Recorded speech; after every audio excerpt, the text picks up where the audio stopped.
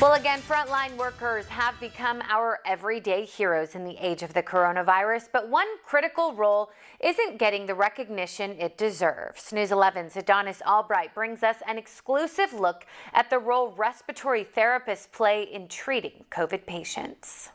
Yuma Regional Medical Center has been at the forefront of the coronavirus pandemic from its highs to its lows.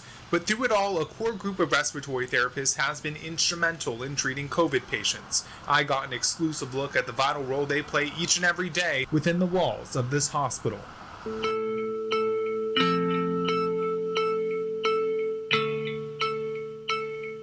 The front line. It's a word we now hear each and every day living in the age of COVID-19. But for those battling the horrors of the virus, like 59-year-old Patty Allen, it means something entirely different. She's been a respiratory therapist since 1982. Even in our worst time in previous years prior to COVID, even in our worst day, is nothing to compare to what we're going through right now. To get a better look at the care she and her colleagues give to patients day in and day out, I was granted access here, a cath lab with all the necessary equipment and gear needed to fight this respiratory virus. So anytime we're in the patient care area, then this is what we have to wear. And our staff works 12-hour shifts, and they spend most of their time in the patient care area. Okay. So they're having to wear this for most of their shift.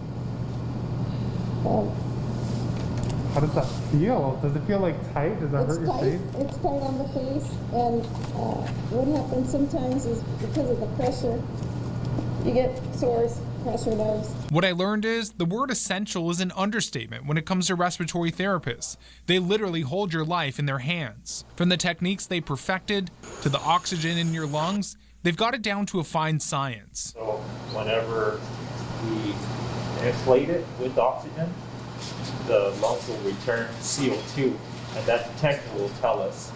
It'll turn yellow, and it's saying that it's detecting CO2 that's returning from the lungs. So you know you're in the lungs versus the stomach, because you got two tubes. You got one tube for the lungs and another tube going down to your stomach. When a COVID patient comes into the hospital, there's 3 ways oxygen can be administered: this BiPAP machine, CPAP, and the ventilator. Each one can give the same amount of CO2, but more often than not, COVID patients in more serious condition have to be intubated and put on a ventilator. Once they're hooked up, they could be relying on the oxygen for up to 4 weeks. They're so sick, very sick, and it's hard. It's difficult to watch them struggle. It's difficult to watch them struggle to breathe, and sometimes the things that we do for them isn't enough, and that takes a toll. 39-year-old Pedro Andrade has been an RT for 8 years at YRMC. He tells me when the coronavirus pandemic first came to the desert Southwest, there was a lot of uncertainty about how to treat patients. Now we're learning a little bit more, but when the first wave came, that was a lot difficult because we didn't know anything about it. Fast forward to nearly a year later, respiratory therapists now have a better handle on oxygenating a COVID patient. We knew how to treat it. We knew, unfortunately, how when a patient was that critical, we knew we could only do so much. But it hasn't all been protocols and triage. There's been breaking points. That I couldn't do anything else. We couldn't do anything else for them. And lives lost they'll never forget. You know, you're with that person all day, so you know, you kind of connect sometimes, and you talk about your family or your children or, you know, conversation. And through the shift, she progressed and got worse, and she ended up going to the ICU and getting on the ventilator. And after a couple of weeks, she passed, you know, so that like sticks with me. I asked them how they cope with the mental, not to mention emotional toll it takes to live through one of modern history's darkest moments.